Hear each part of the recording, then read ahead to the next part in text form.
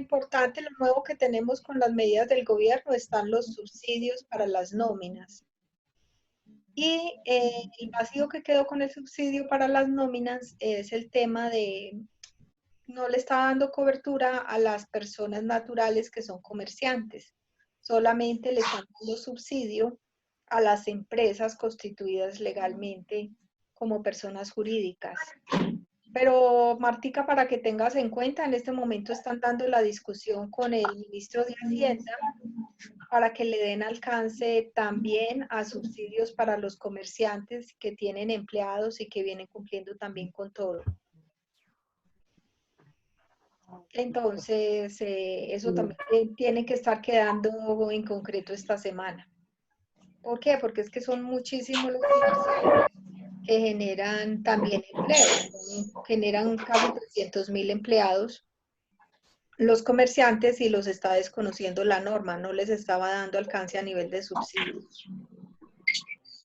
Profe, pero sabe que hay un problema, porque Sí, se acuerda que hace 8 días yo le dije que yo iba a ir a averiguar y todo. sí. Resulta de que los empleados que nosotros tenemos es por prestación de servicios. Usted sabe que ellos mismos deben de pagar su seguridad social.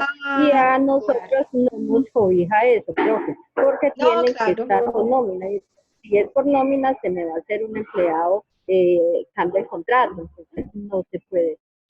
Ah, no, ahí sí queda Todos como los grave. tenemos como 20, O pero sea por que prestación ustedes de no les servicios. pagan, usted no les pagan nada de prestaciones a ninguno. Ustedes No, no pagan no, pila de profe. ninguno. El contrato, no. El Ah, contrato está no por les prestación alcanza. de servicios, de que por prestación de servicios es solo el sueldo y ellos tienen que pagar, se les paga 1.500.000, y el 1.500.000 ellos tienen que pagar la seguridad social, ¿sí? Entonces ahí está. Pues hay que mirar las Entonces hasta medidas ahí yo llegué. hasta dónde le dan alcance, pero no hasta el momento. Hace 8 días yo fui, profe, hace 8 días que yo Sí. le dije a usted, yo me fui para allá y a mí no me dijeron eso, entonces ahí ya quedé yo en pausa, ya, ¿qué más puedo hacer? Ujú, sí. Sí, porque lo más seguro es que la norma la van a sacar, pero le van a dar ese alcance a las empresas, a los comerciantes, empresarios que tengan afiliada su personal en planilla. Sí, sí, profe, solamente van a ser para ellos. Ujú, Y ellos sí, deben de tener un contrato a término fijo o indefinido. Y yo no tengo ninguno de esos dos contratos porque no puede, profe, porque sí, yo los tengo a claro. ellos mientras dure la pandemia. Si dura hasta el 23 de mayo, hasta esa fecha, ¿sí? Y si Ajá, no, pues entonces se le hace otro sí. Y entonces, ese es el problema, ¿no? sí, claro. Sí, bueno, lo otro que salió con las medidas del gobierno es el aplazamiento también del impuesto de renta. ¿Saben cuál fue la medida que salió en temas de pago de impuesto de renta?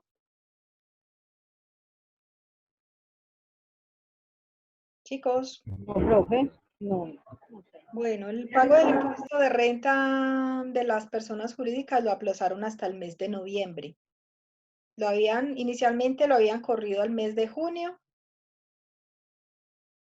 y ahorita con la medida también del subsidio salió con la ley de emergencia, nueva ley de emergencia económica que sacó el gobierno para poder actuar durante 30 días. Entonces salió lo del subsidio al salario del 30% y lo del aplazamiento del pago de impuesto de renta hasta noviembre. Es decir, que las empresas no van a tener que pagar el impuesto de renta ahorita en junio, sino que les están dando plazo para mejorar su flujo de caja de alguna manera y facilitarle que tengan liquidez. Y le pasaron el pago del impuesto de renta a noviembre, ¿sí? Tras de eso vendrán muchas medidas, porque la aplicación del decreto de emergencia económica dura 30 días. Es el segundo decreto que sale de emergencia económica en esta pandemia. Un decreto de emergencia económica tiene la duración de 30 días y el presidente puede sacar hasta decretar emergencia económica hasta 90 días en el año. Es decir, fácilmente más adelante si nos toca volvernos a recoger porque continúe la pandemia, lo más seguro es que el gobierno pues tiene una tercera instancia para sacar nuevamente otro decreto de emergencia económica, dependiendo de cómo se estén dando las condiciones y cómo se esté dando la situación económica de las diferentes empresas y de las personas, ¿cierto? Entonces, esta es la segunda emergencia que está sacando el gobierno por 30 días. Los invito a que estén atentos porque es justamente es el mes donde pueden salir más medidas que nos beneficien de alguna manera o que beneficien a las personas que están a nuestro alrededor por las medidas que vayan saliendo. ¿Listo? Es decir, esta semana está ajustando 8 días. Con el decreto anterior con la emergencia anterior salieron más de 200 decretos. Entonces, hay muchos temas que nos benefician, hay temas que benefician a las empresas, a las personas independientes, el tema de los créditos, créditos a personas naturales. Toca ir mirando en qué punto va beneficiando a cada una de nuestras familias y de nuestro entorno, pues a ver qué posibilidades tenemos en medio de tantas cosas. Bueno, chicos, ¿cómo me les fue esta semana con el trabajo? ¿Cómo les fue con el taller?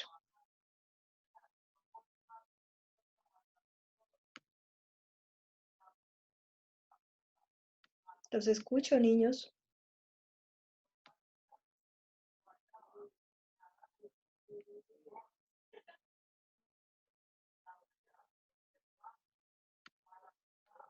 Bien, profe. Ajá. ¿Cómo les fue con la elaboración del foro? ¿La participación? Bien, profe. Bien, profe.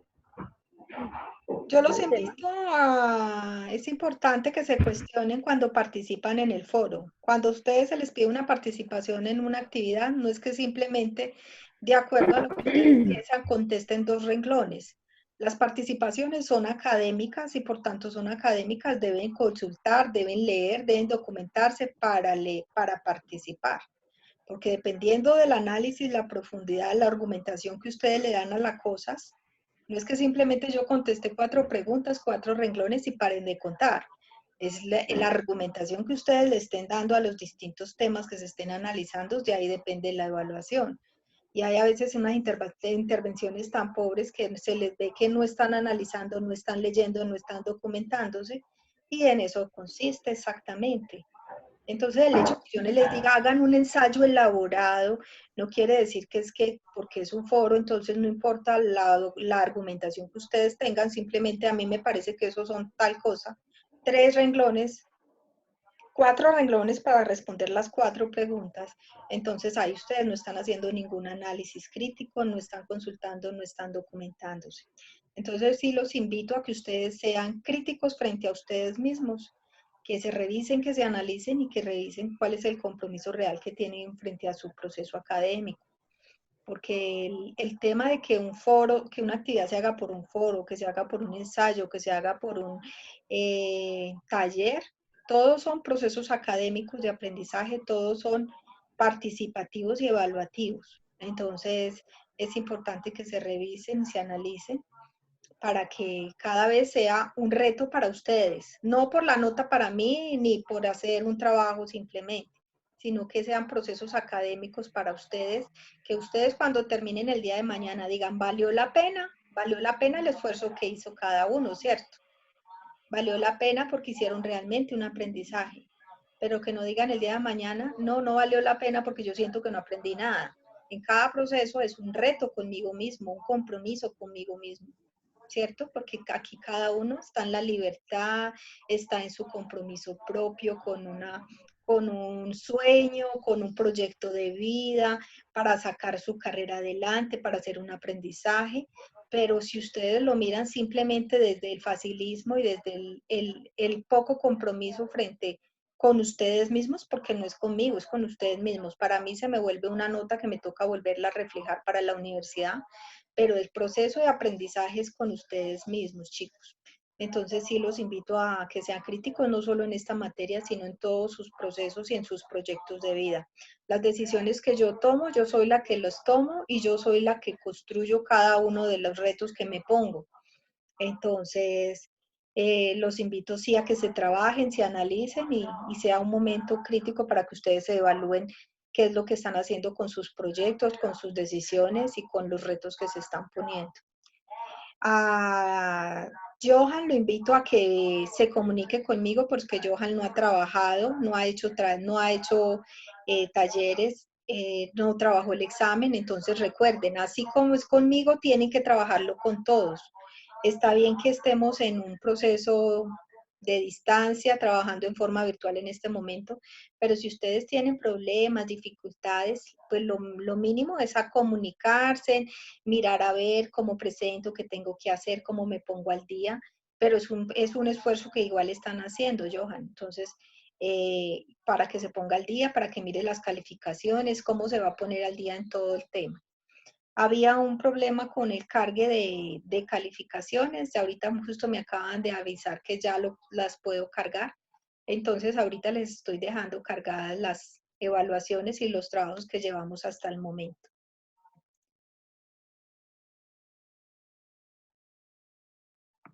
Bueno, chicos, ¿alguna pregunta frente al material que trabajaron?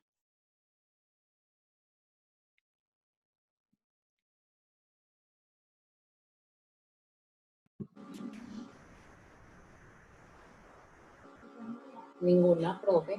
Por ejemplo, en el taller que usted nos dejó, eh, yo y Martica nos hicimos en ese que era de dos compañeros. Y entonces nos tomamos pues como la molestia de consultar porque no teníamos claro de que realmente el taller había sido en base al documento del PDF. Cuando por ahí, pues madre, la profesora acaba de escribir esta mañana que era en base del documento, vaya, devuélvase y añádele más del documento y complementa si vea largo, pero hasta ahorita pues vamos bien.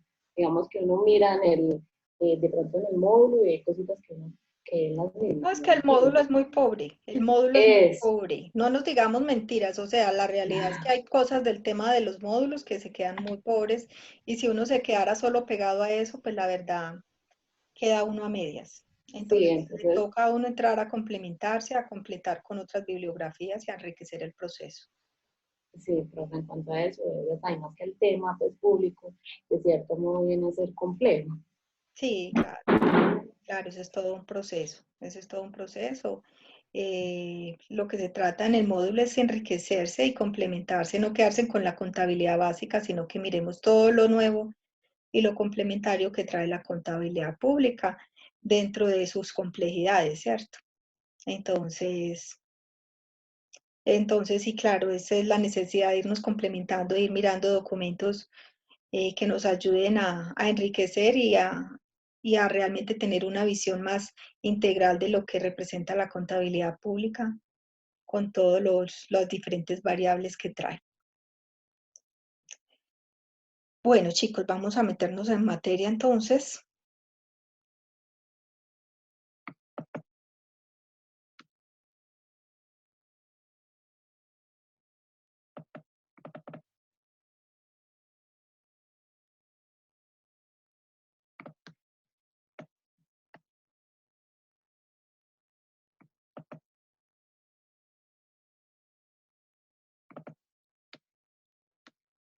Ahí todos me están viendo, ¿cierto? Sí, profe. Ok. ¿El sonido mejoró? ¿Ya se siguió escuchando bien? Sí, Ok, clarito, profe. perfecto. Bueno, chicos, estas las había puesto en plataforma, pero sí quiero que lo miremos más despacio. Toda esta parte regulatoria de la contabilidad pública. Entonces vamos a mirar el Sistema Nacional de Contabilidad Pública, algunos aspectos generales.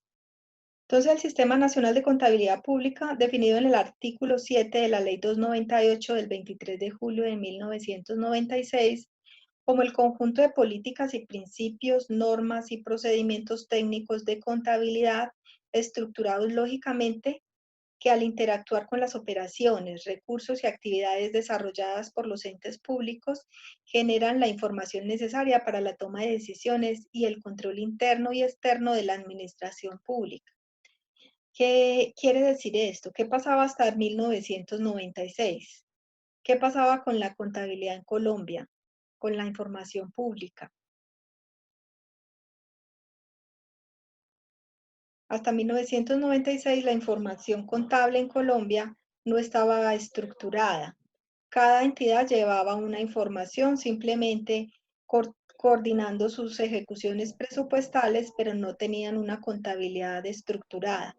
Entonces, en el 91, con la Constitución Política, se empezó un trabajo definido en la definición de tener un sistema financiero contable que le diera forma a la información contable pública y se integrara en una sola base de datos.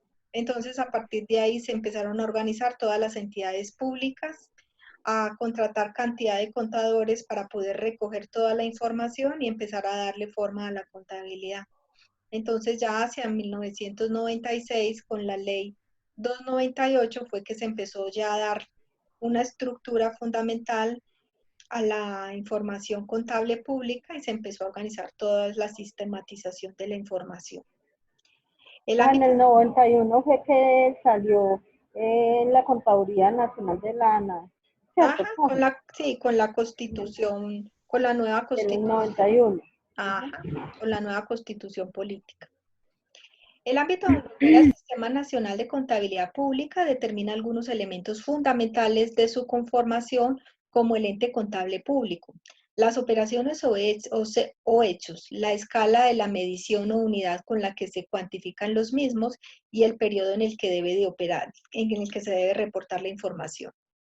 Elementos mínimos que bajo unas pautas legales determinadas permiten que el sistema logre una información confiable y útil. El Sistema Nacional de Contabilidad Pública acumula información útil para la evaluación de la administración, los resultados y el desempeño de los gobernantes en términos de servicios prestados, logros y eficiencia. Permite contar con información sobre las fuentes de financiación, su distribución y gestión para obtener recursos. Permite construir indicadores sobre la utilización de los bienes y ejecución del presupuesto y evidencia los principales cambios ocurridos en la situación patrimonial de la entidad y el Estado, de los compromisos y obligaciones en el momento dado. Entonces, si vamos mirando, la estructura contable le da una forma, le da vida a la entidad pública y empieza a reflejar, así como vemos reflejado en una entidad privada, la situación financiera en unos estados financieros, asimismo vamos a ver que en la contabilidad pública se refleja la situación financiera también de la entidad en su momento dado. Se va a reflejar su patrimonio, sus activos, sus pasivos, sus ingresos representados en todos los ingresos fiscales y los ingresos que se generan con las entidades propias del Estado o con las empresas que tienen economía mixta, donde el Estado tiene una participación, una representación. Allí también se va a reflejar cuál es la participación del Estado y cómo impacta esos tributos a los estados financieros de la nación. El sistema contable público integra la información que se origina en los diferentes subsistemas, de tal forma que se procese la información para obtener como resultado los informes y los estados contables requeridos por las autoridades económicas y diferentes órganos usuarios de la información. Entonces, ¿qué se busca con la contabilidad pública? Poder tener una información consolidada desde todos los ámbitos, llámese entidades municipales, gubernamentales, nacionales, que a nivel del Contador General de la Nación se pueda tener una administración de la información y poder entregar informes pertinentes. Entonces es allí donde las funciones de la Contaduría General de la Nación, que fueron determinadas por el Decreto 143 del 2004, establece como funciones determinar las políticas y principios y normas sobre contabilidad que deben regir al país para todo el sector público. Debe establecer las normas técnicas generales y específicas, sustantivas y procedimentales que permitan unificar, centralizar y consolidar la información pública, la contabilidad pública. Llevar la contabilidad general de la nación, para lo cual expedirá las normas de reconocimiento, registro y revelación de la información de los organismos del sector central nacional. Debe conceptualizar sobre el sistema de clasificación de ingresos y gastos del presupuesto general de la Nación para garantizar su correspondencia con el Plan General de Contabilidad Pública. En relación con el Sistema Integral de Información Financiera (SIF), el Ministerio de Hacienda y Crédito Público garantizará el desarrollo de las aplicaciones y el acceso y uso de la información que requiera el Contador General de la Nación para el cumplimiento de sus funciones. Deberá señalar y definir los estados financieros e informe que deben elaborar y presentar las entidades y organismos del sector público en su conjunto, con sus anexos y notas explicativas, estableciendo la periodicidad, estructura y características que deben cumplir. Deberá elaborar el balance general, someterlo a la auditoría de la Contraloría General de la República y presentarlo al Congreso de la República para su conocimiento y análisis por intermedio de la Comisión Legal de Cuentas de la Cámara, de ejercer inspecciones sobre el cumplimiento de las normas expedidas por la Contaduría General de la Nación. Coordinar con los responsables del control interno y externo de las entidades señaladas en la ley el cabal cumplimiento de las disposiciones contables. Determinar las entidades públicas y los servidores de la misma responsabilidades de producir, consolidar y enviar la información requerida para la Contaduría General de la Nación. Y debe establecer y desarrollar programas de capacitación, asesoría y divulgación de las normas, procedimientos y avances de los estudios sobre contabilidad pública y temas relacionados. Entonces,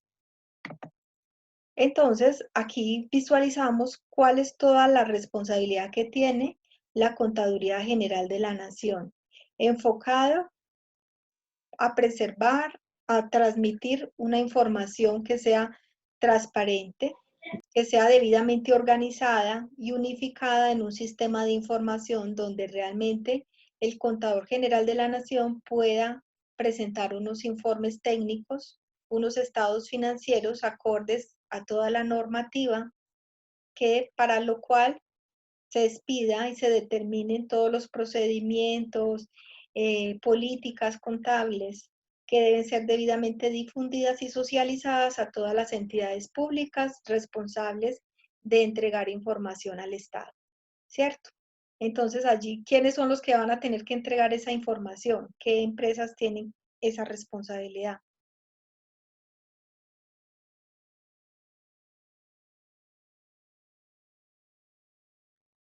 Chicos, les estoy preguntando. La DIAN.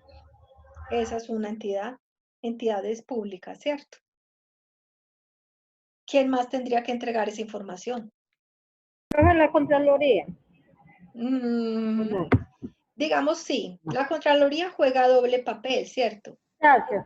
Contraloría juega doble papel en el sentido de que lo que tiene que ver con la información contable para su funcionamiento debe ser reportada a la Contaduría General de la Nación. Pero la Contraloría adicionalmente juega el rol como organismo de control de entrar a dar, Vigilar los recursos. de entrar a vigilar la debida aplicación y administración de los recursos públicos y que la información se vea reflejada en los estados financieros, ¿cierto? Entonces, la Contraloría es un organismo más de control, de verificación y de que todo sea consistente y coherente y que los gastos que se están generando en cada una de las entidades públicas se estén reflejando en el sistema contable y que sean debidamente autorizados y aprobados por los presupuestos a nivel de los organismos, a nivel del Consejo, a nivel de la Asamblea, a nivel del Congreso de la República. ¿Quién más tendría que estar ahí reportando información?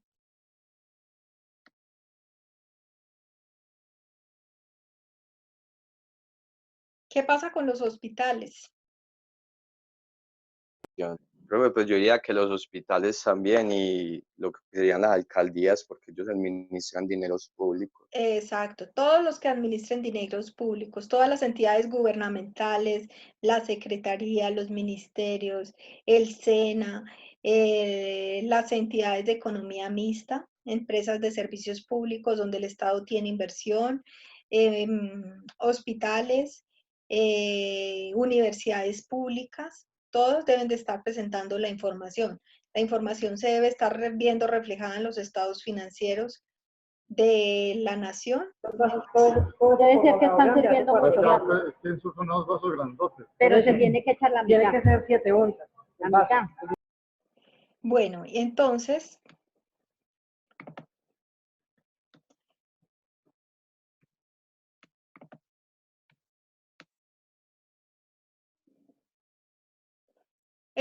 ya este es el organigrama de la Contaduría General de la Nación. En él no me voy a enfocar porque ya lo habíamos hecho en una clase anterior. Son todas las áreas que le dan apoyo al Contador General de la Nación, que administran la información, que controlan la información, que brindan apoyo en la normalización y en la estructuración de los procesos contables y facilitan pues la gestión del Contador General de la Nación. Entonces, como Contador General de la Nación, ¿cuáles son las funciones del Contador General de la Nación?